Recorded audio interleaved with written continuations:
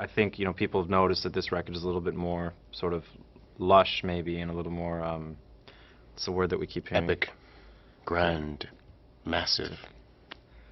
Good words there.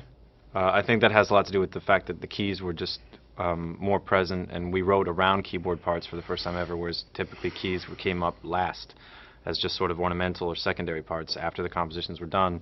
This time around, they were able to be part of the composition process. So I think it's a more lush sound as a result of that. I think once the complexity of the material became apparent to us, which wasn't in the beginning, that's when we kind of made that decision.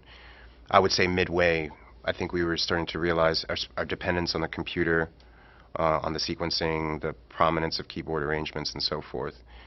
The songs started to just kind of take on this new level that, for us, that they'd never, like our songs never had for us before. And we felt confident that bringing in the sort of extra producer credit for this time around was an appropriate thing to do. We didn't feel it was appropriate for the first two records, because we just felt like, the sound is our own, and nobody else should take credit for it except us. And this time around, it was, I think even our own sound was probably, like, too much for us to handle. Performing new materials is a really exciting realm to be in. The songs were exciting for us before we got to the studio, but then the studio becomes just this whole technical world that you're in, where it's, you perform for a small fraction of the time you're in the studio, and then the rest is sort of just like working with gear and mixing. So now that that's all done, to be able to go back out on a stage and perform the new stuff and feel people's excitement, really takes me back to when we were writing the songs, and when you first start getting that feeling like, oh, the song's going to be badass. And watching the crowd respond is really exciting, and for me it's a lot more gratifying process than recording the record, which is always a pain in my ass. I find it very inspiring to watch other bands, and I haven't had a chance to do it in so long. I haven't even really focused on other bands the entire time we've been writing, let alone recording the album, so it's been a long time that I've been kind of away. So I'm really excited to see the Arctic Monkeys. Hopefully if TV on the Radio will be out when we're out. I'd love to catch their set. There's a lot of rock bands. I just kind of shut the door on rock altogether whenever I'm working, so there's a lot of stuff I want to catch up on when we're out at the festivals.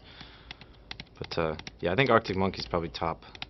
All of us are big film fans, so we're always, talking about film, and I know it does.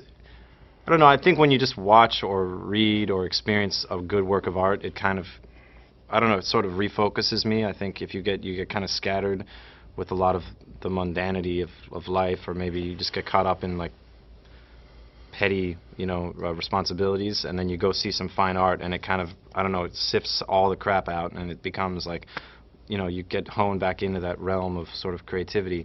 So that always just redirects me back onto the path whenever I do that.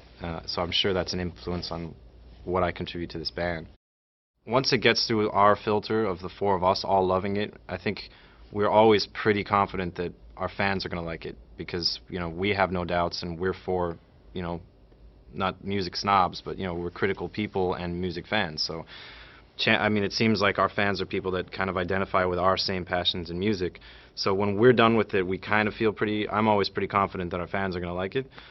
But it's been pretty pleasantly surprising how much of a reaction we get from Mammoth, for instance, which is just, I knew that our fans would like it because it just kind of rocks. But it's been so much fun playing that live. And when now after we've done a couple shows, people have seen the songs online and people are a little more familiar with it. But from the very first show, all three of the new songs that we did were, very well taken. William Shatner. Tasteful man. And I'm not joking in that, but, there was like a little bit of he kind of has been in the spotlight for like the entire time. First Star Trek, then T.J. Hooker, then Priceline. Now, is that show still on the air? Boston Legal? Oh, and then there's that album that he did, which was fantastic, where he covered Common People by Pulp. I actually heard he's a good musician. I don't know if he's a good musician, but he has spirit.